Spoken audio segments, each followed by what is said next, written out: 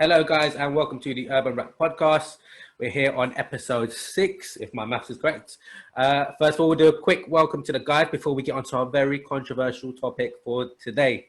So, JB, how's it going, mate? Enjoying the sunshine?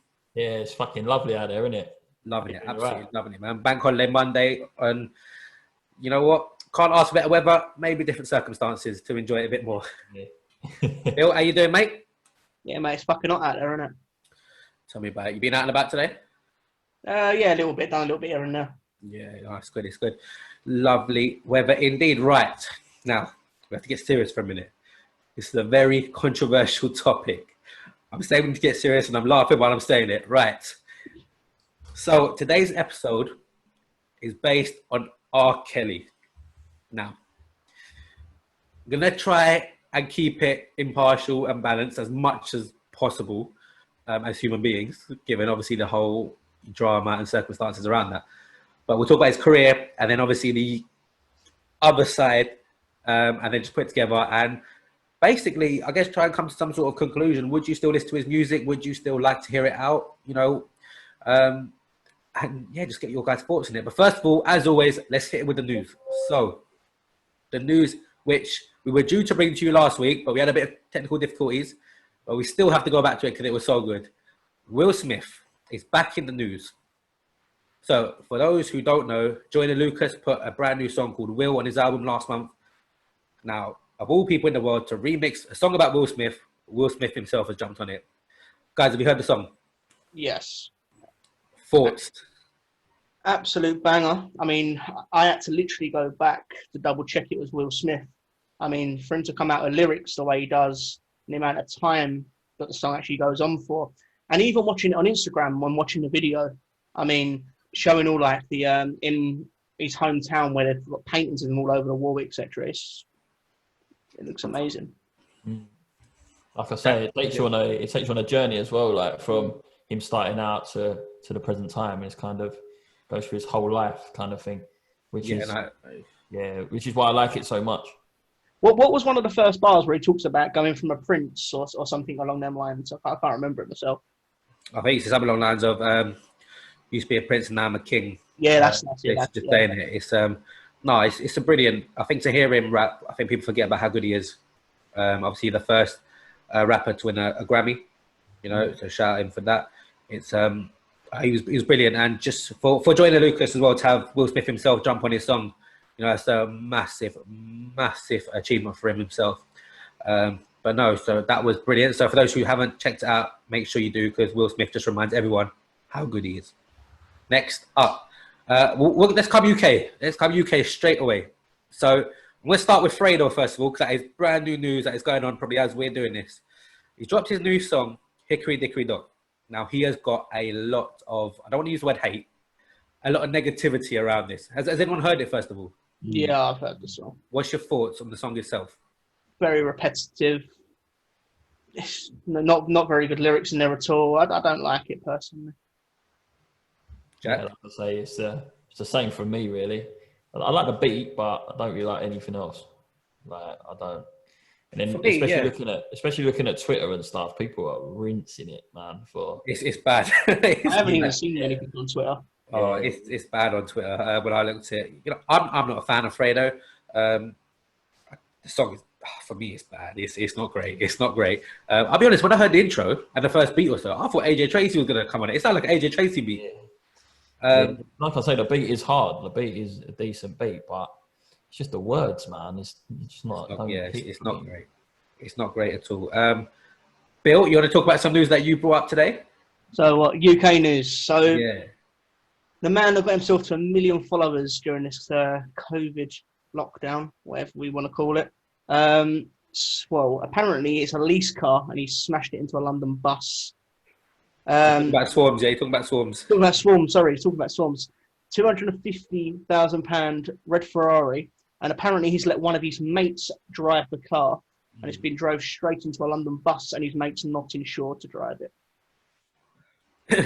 Well, not sure what he was doing driving that around London. Don't know how fast he was going, but we won't speculate. It's not a great situation Swarm just found himself in.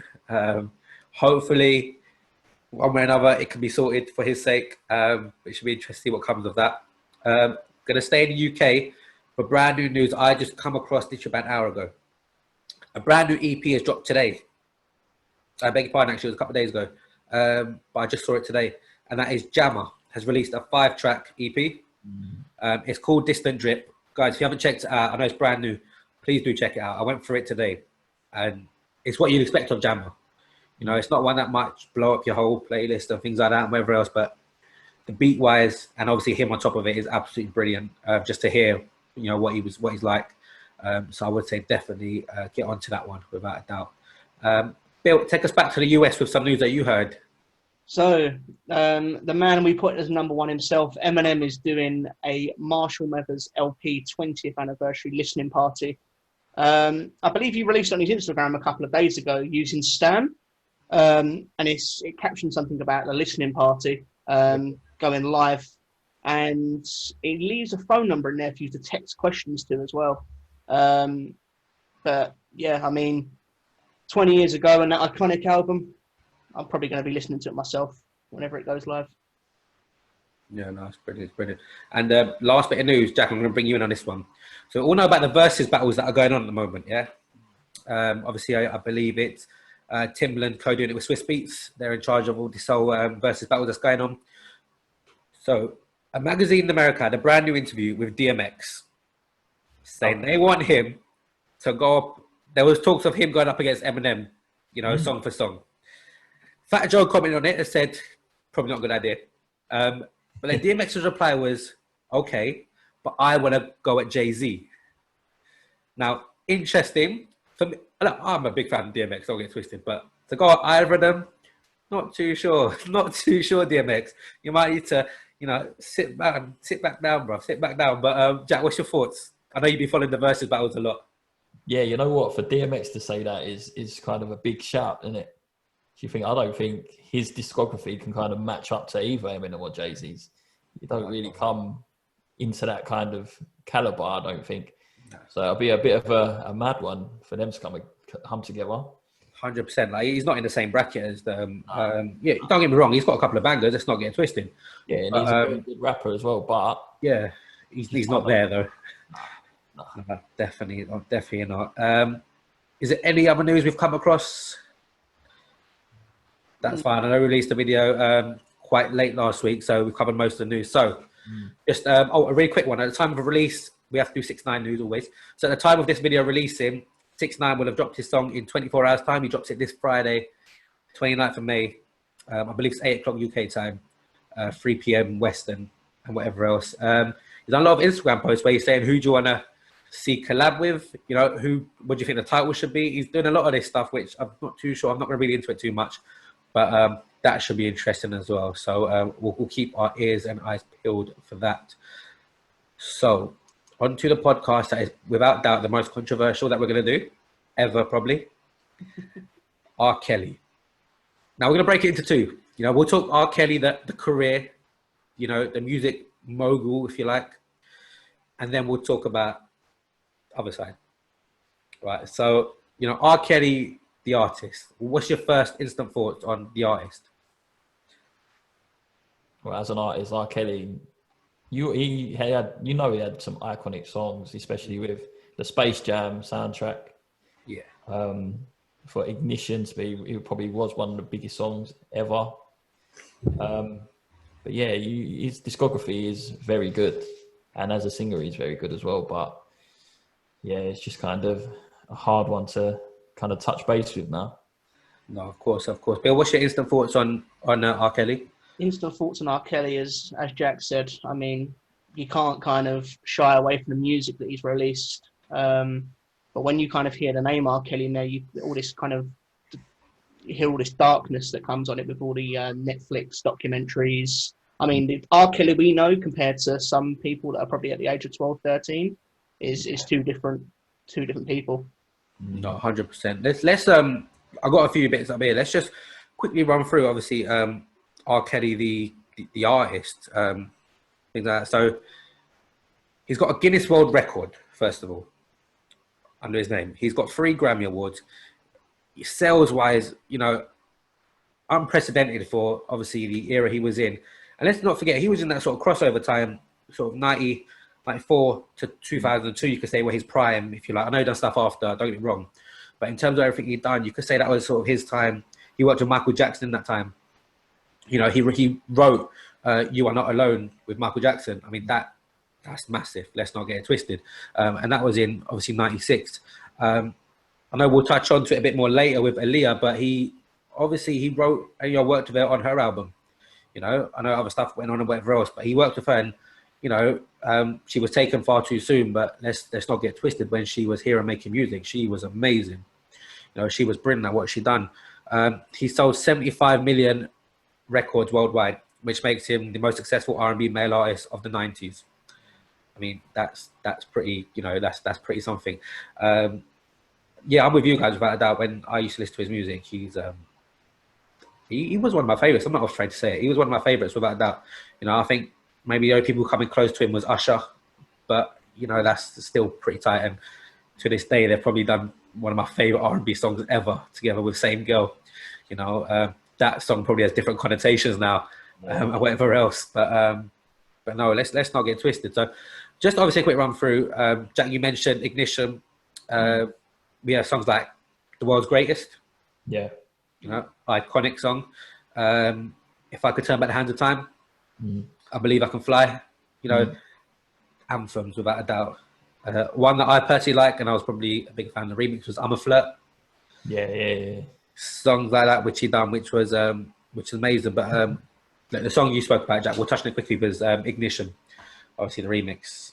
You know, when try because we're the same sort of age. Try to describe that buzz when you hear it in the club when that song used to come on. Oh, it's different level, isn't it? When you hear that out, it's like everyone is singing it. Everyone knows every word to that song. And I still remember when it come out. I still remember to this day. And I was like, I don't even know how old I was, 8, 9. I don't know, maybe a bit older. But I still remember when it come out and it was like, bloody hell, this is like a song I've never heard before. Do you know what I mean? It was like, and then it was popping for like at least a year, maybe longer than that, popping.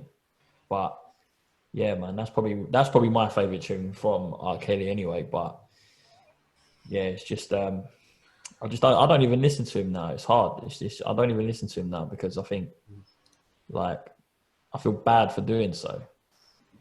Yeah, no, I don't know why. I feel bad for listening to R. Kelly. But the thing is, though, a lot of the stuff that like come up now, it was popping around them as well. So we knew like kind of about the underage things and stuff like that. And I don't know, we just tried to ignore it then, I guess. But no, definitely. Bill, off camera, you spoke about a couple of songs that you like. World's Greatest was one. Yeah. Things like that. So you're a bit younger. What was your sort of impressions of him coming up? I mean, my impressions of R. Kelly kind of growing up, I mean, I don't know I'm not going to say I know a lot about him. I know some of the more mainstream stuff, Ignition, The World's Greatest, I Believe I Can Fly. And I'm kind of going to say I still listen to some of his music now. I mean, obviously going over all of the allegations, etc., but you can't kind of take away from somebody's music. I mean, it's like kind of saying that certain other artists like Michael Jackson, they've got kind of pedophiles, but are they? You know? Yeah. No, I get what you're saying. So let's quickly just run through the allegation list that I found. Not going to go too much detail. So in 94, he married Aaliyah. Now, for those who don't know the story, on the wedding certificate, she's put 18 years old. She was 15. Yeah. Right. Here's the bit where he doesn't help himself. So do you guys remember, obviously, the album that he made with her? That it was her album, but that he co-wrote with her, co-signed with her. Yeah. So there's lyrics in there which really don't help, obviously, him, the whole situation. Aaliyah never spoke about it. She never spoke about the marriage, about the age thing. R. Kelly, to this day, I think the exact quote was, out of respect for her mum and dad, he's never going to speak about it, which, okay, fine, that's up to them, whatever else. But straight away, you know, and I think a lot of the allegations were that he used to groom a lot of people who tried to get close to him for music reasons, things like that. So instantly is probably not a great light. So that was back in 94. We're going to run through the others really quickly. I'll run through those. So he was sued in 96 for emotional distress. Someone come forward and said that they were 15 when they had some sort of relationship, whatever that may be. It was settled out of court. And a lot of these were. In 2001, he was sued by one of his own interns. Similar reasons, when she was 17. 2002, there were 2 more cases. Later on in 2002, he was the first actual charge against him of child pornography. It does not make great readings. Between 2002 and 2004, there was a further 12 counts of child pornography. And then we get into the more sort of ones that we would have seen, obviously, in documentary. Just within those years, I said at the start, between 94 and 2002, it was probably when he was at his best. And then, Jack, you mentioned it as well. That was between that time, all that stuff happened. Did you, I know we were young at the time, but do you remember hearing about any of that? Do you remember hearing any of that sort of coming up? I definitely heard about it because obviously I've got like an older sister. She used to listen to him and stuff as well. And she kind of, I remember her talking about it and kind of, I was too young to even really know what was going on. But I just remember that sticking in my mind from people talking about it then. And it was like quite big. I think it must have been quite big on the news then, because for them to be talking about it. And obviously you don't really take no notice when you're young anyway. You just listen to what's there. And if it's good, you like it, you like it, you don't, you don't. But yeah, I do kind of vaguely remember talking about it. I mean, but nothing too much. In the time that he was taken to court the first time, between 2002 and 2008, I believe it was, he won a couple of awards as well in that time. So people knew stuff like this was going on. He actually won awards. In 2017, there was the allegations of a cult in which 6 women come forward and said they were in a sex cult that he had orchestrated, which, you know, does not make great reading at all. There was brainwash scandals. He lost his lawyer, personal assistant in that time as well. They resigned from him. Yeah. When the label stopped working with him. I think it was 2018 when Spotify, iTunes, and that took his music off. I know they've since reversed that decision and it has gone back on there. Yeah, I think now they brought in the you can block them. You can block a certain artist. So I think after that they brought that in. Yeah, I think that was a big part of it because a lot of people didn't obviously want them on there.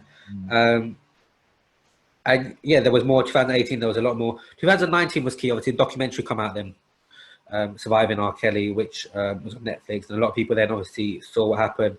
Saw a lot more going forward. And then in February 2019 was when a lawyer come forward and said they found a video of him having sex with a 14-year-old. And that's when he was charged. He's facing charges in 4 different states in America at the moment. I know his trial has been pushed back to, I believe it's October this year now, due to the whole COVID situation. Obviously, that's subject to change as well itself. Look, whatever else, he's pleaded not guilty, but there's a lot more. People can read it up if you don't already know. So I guess the question is, with that in mind, now how do you feel about R. Kelly? I asked at the start, R. Kelly music, what do you think? So now how do you feel about R. Kelly, now that you've maybe had a refresher or found out maybe a couple of charges you didn't know? We'll start with Jack. See, I still feel the same. I knew about a lot of the charges. I didn't know about all of them. And I remember hearing one about, obviously, the 14-year-old. Yeah. And then hearing a video surface of him, like, peeing on her as well. So kind of that just puts me off listening to him. And I'm not going to lie, like I said, I feel bad for even listening to him. But for that allegation there, and especially a 14-year-old, that kind of just thinks, nah, I can't be listening to someone like that, man.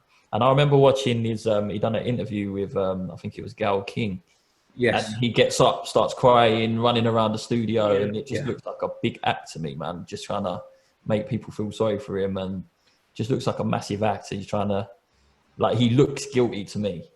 He just looks guilty the way that he's reacting to what she's saying to him. But yeah, you see a lot of them. I think one that I don't know if it was, I can't remember if it was an album or a song that Aaliyah done. It was actually called "Age Is Just a Number." And it was produced by R. Kelly. Yeah, it was. And written by him. And it's just like, well, you're not really helping yourself there. So, and that was back in the album name, maybe. That was the album. That was I want to say, I think she passed away in 97. I think it was 95 that came out, or 94. Yeah. I mean, that's, you know, talk about bringing yourself in the public eye. You're not really helping yourself. Bill, how do you feel, obviously, hearing about those, maybe new ones that you didn't hear of, or just a refresher? How do you feel about him as a I mean, person. as I said a moment ago, like still hearing about, well, obviously hearing about that some of the newer stuff you just brought up.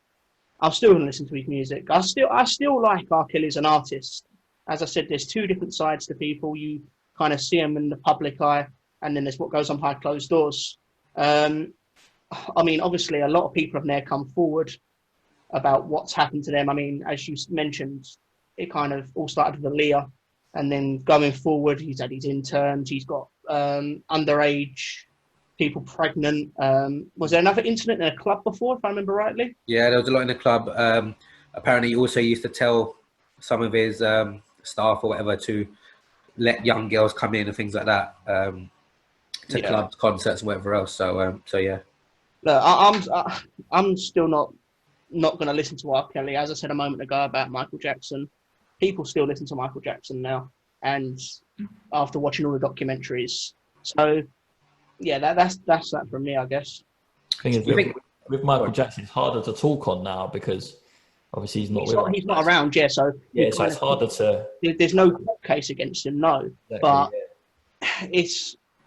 I'm not sure how to explain it, but I still personally like R. Kelly as an artist. I mean, some of the songs, as you said, Ignition, it's an iconic song. Whenever you still hear it in clubs now, don't you, Jack?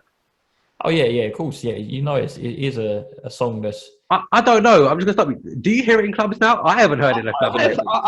I think we have heard it before. No, I haven't heard it since obviously everything come out fully. But the thing is, I listen to R. Kelly now. If I go to listen to R. Kelly now, all I can think about is he's written it about a kid. Because every song is like a love song, basically, isn't it? And it's just like written that about a fucking child. So I think it's one of those. When you look back on it retrospectively, like you said, Jack, totally agree. Yeah. But think of it in a different way. Like, hold on, exactly. he said that because it is something that. I think the Michael Jackson thing, I get it. I think the difference is he did have his trial and he got not guilty. Yeah. Whatever means possible that was. Not too sure it was 100% legit the case, and obviously he had the super lawyer and all that, whatever. But he got not guilty. Now that doesn't mean you're innocent. Might mean you got a good lawyer. You know, you don't know. I mean, look at OJ for example. You might have a really good lawyer. The same lawyer, wasn't it? So money talks, mate. Yeah, no, exactly. So it doesn't necessarily mean that you're not guilty or something, but he did get cleared while he was still here. He did get cleared. I'm with you 100% in terms of when I do listen to R. Kelly, it's I'll be honest. At first, when I go to press on his name, press on the song, I think, oh shit. Then when I listen to the song, I still like vibes to it. I can't lie, I really do. If I play Ignition, I will vibes to it. If I play Same Girl, I will vibes to it. Things like that. In terms of obviously R&B artists, he's commonly known as the king of R&B, right? So you got, it's ironic, you got Michael Jackson, the king of pop, R. Kelly, the king of R&B.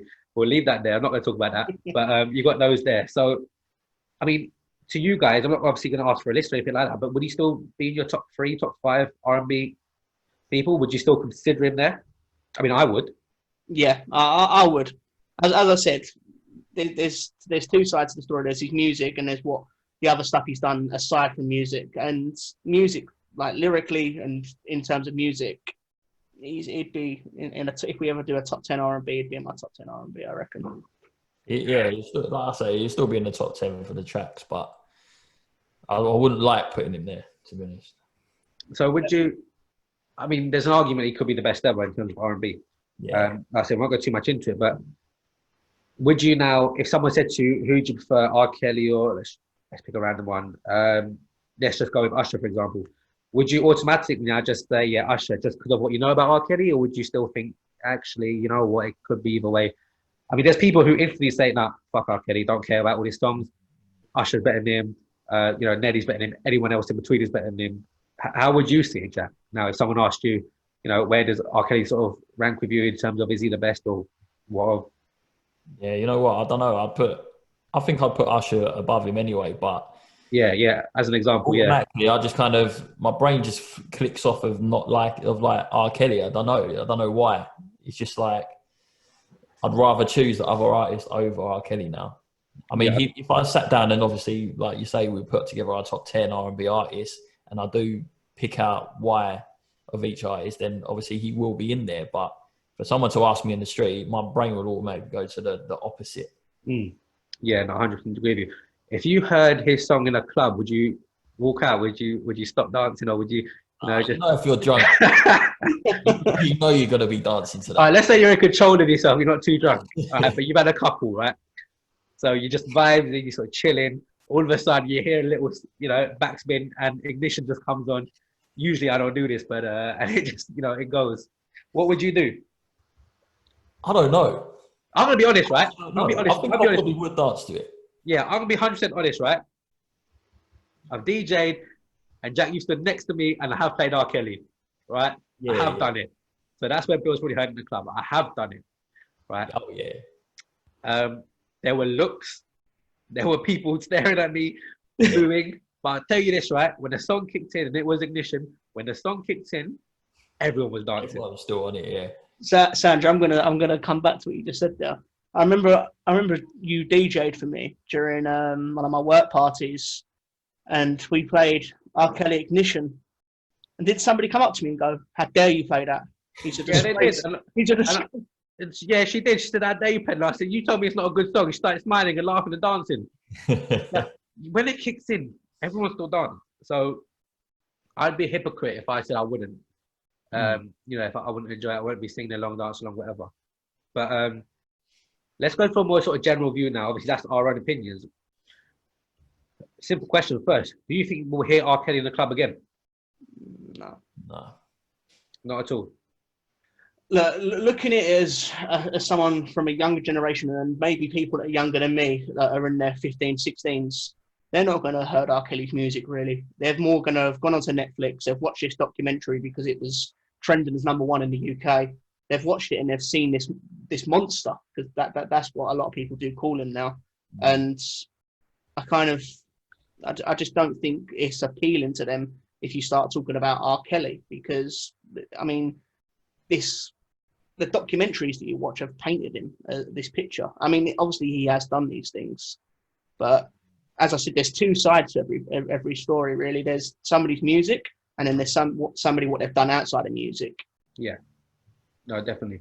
I think younger people as well, they might still know Ignition, and they might not know who sung it. Yeah. You know what I mean? When you're younger, they might still know that and might still dance to it, but then obviously they've still got that opinion, like you say, Bill, obviously of watching that documentary, but then not knowing the artist behind the song. Yeah. No, 100% agree. So just on that, songs, let's go a bit different in terms of other songs. So I Believe I Can Fly, maybe to an extent, world's greatest. Without putting too much of a damper on what is already a controversial podcast, they're almost considered funeral songs. You know what I mean? So a lot of people might have said back in the day, or even recently, I want I Believe I Can Fly at my funeral. I want World's Greatest at my funeral.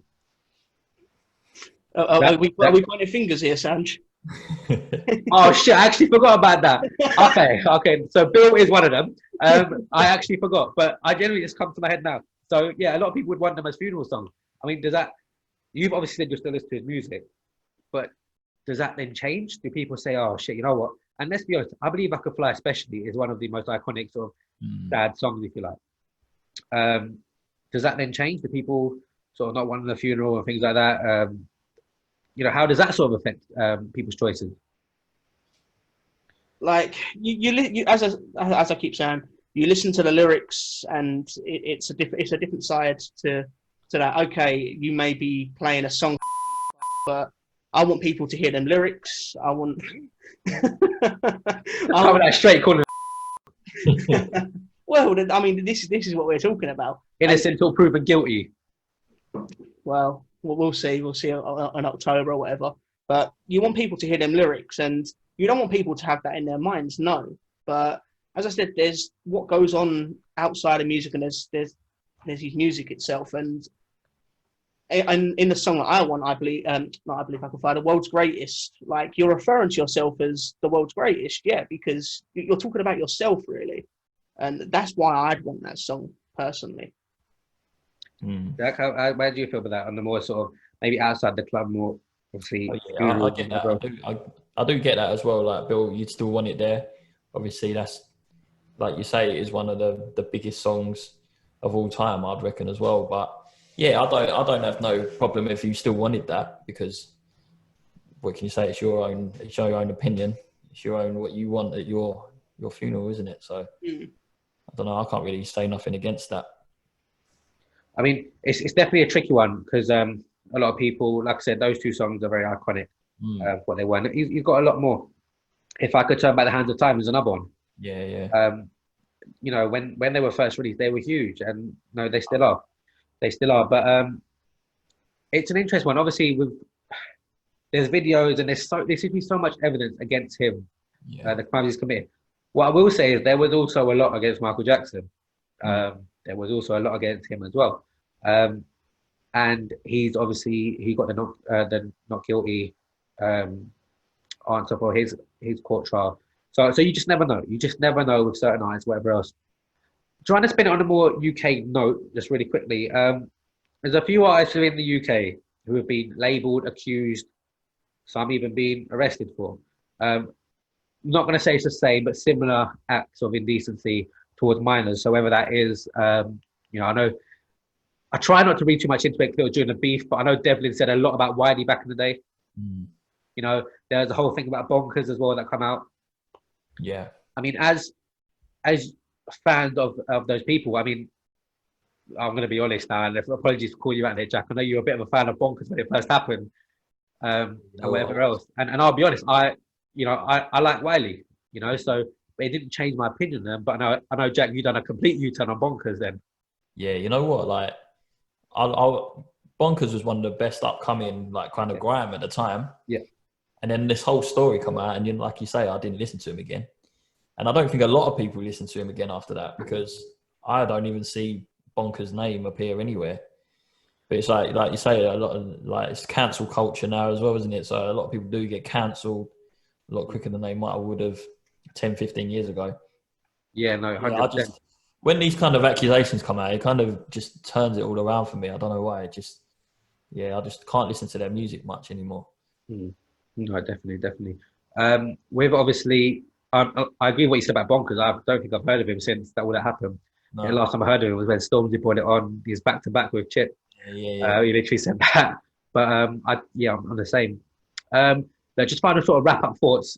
R. Kelly, and it'll probably be the title of this podcast, which I haven't decided yet. Is he still a legend? Bill, we'll start with you. Musically, yes. No, I said R. Kelly, is he still a legend? You can't have musically in person. R. Kelly, yes or no, is he a legend? Still a legend. Yes. JB, R. Kelly, is he still a legend? Not for me, mate. Casting vote. Right. I'm going to say right now, yes. After October or whatever, if he is found guilty, I'd have to say no. If he's found guilty, no. All the evidence points towards he was guilty. We'll see what happens with that. So Jack, I totally get why you're saying no, because if it comes out and he's found guilty, you know what? I might, even if he's not guilty, I still might say no, because I still believe another artist who was found not guilty of similar charges. Yeah. I believe they were guilty of it, and that's why I don't listen to their music. You can probably guess your hints that, but yeah, I'm with Jack on that one. For me. But why is that? Why do you then kind of look at somebody in a different light because of what they've done outside of music? Jack, you want to take that one? Why? There's too much against him. There is too much. But why would you look away from the music? Because that's what we're talking about here. We're talking about music, yeah. And but still, as an artist, then kind of go, oh yeah, they're not a legend in music because of what they've done outside of music. But as an artist, you're meant to be a role model. Is that really what you say? If you had kids, would you want your son or daughter listening to R. Kelly? That's how you got to think. You got to think. Someone's a role model, and you're listening to a song saying, "Oh, I'm feeling on your booty." Do you know what I'm saying? And it could be a 14-year-old. Do you know what I'm saying? Listen, how do you think Usher feels about all this, man? He's made a song called "Same Girl" with him. Thank God there were models in that video. I'll let that one slide. Yeah. I like that one as well, but something like that, I couldn't. No, man, that's why I couldn't. He's not a legend. I wouldn't ever say to my kids now, especially if he is guilty, I couldn't say, "Oh yeah, one of my favorite artists of all time is R. Kelly." No. So what I would say is, Jack, would you consider would you consider Eminem a legend with the stuff that he's done? Now I know it's not the same, and I'm not for one trying to sort of match crimes against each other and things like that. But knowing what we know about him, what he's admitted in his songs as well, and everything in between, would you still say he's a legend? I mean, he's probably definitely not a role model. Maybe when he came out all that, like post 2008, after the big sort of when he nearly lost his life. Let's be honest, he has very much come out the other side. He's very different now. But from what he was, would you say he's a legend or a role model? He's definitely not a role model, but musically, I think he is a legend. But the things that he's done is a totally different lifestyle, and that's why. Yeah, Eminem he still had his past, but he still come out of it. He's a bigger person now than he was. But something like any kind of activity for me is just a no, mate. Like that's one thing. I mean, I can forgive anyone else for something else that they've done if they come around and come like through it. But something like that, you can't ever like forgive that. Yeah, no, 100%. It was, the probing question. It was, I 100% agree with you on that answer. I would have said the exact same. Domestic abuse, abuse towards his mother and whatever else. And let's be honest, I said Eminem just because obviously I know quite a lot about it, but there's others in there as well. You can talk about 50 in the game and the gang stuff they were involved in before they got into music proper. You could almost pick on any artist, Chris Brown, in the Rihanna situation, you can look at that. There's so many you can look at, but 100%. I think if there was one universal crime everyone would agree on, it is that sort of any sort of related activity or any indecency towards minors. I think that is probably the no coming back zone, if you like. So look, Bill said he's still considered him a legend. Me and Jack said no. It's all part of the debate. Guys, let us know what you think in the comment section. Is he still a legend? Is he not? It's controversial. And I guess until October comes and goes, there'll still be a lot up in the air. And even after, I don't doubt it at all. So I'm sure there's a lot we haven't heard about this case, and we'll hear a lot more as the months go on. That is really it, wrapped up for this one. We tried to keep it as sort of level and balanced as possible, and also politically correct. Whether we succeed or not, I don't know. But any last words from either of you two? No, that's all from me. No, that's all from me as well, man. Cool. Well, guys, make sure you hit that like button, subscribe to the channel, push it forward. Don't forget, J Booker's single still out now, More Money, featuring Ellie. You'll still get that on all major streaming platforms. And obviously, the lyric video is available on YouTube. We will have a couple of reaction videos coming out soon to sort of new and older tracks. So keep your eyes peeled for those. And until next week, guys, stay safe and we'll see you soon. Peace.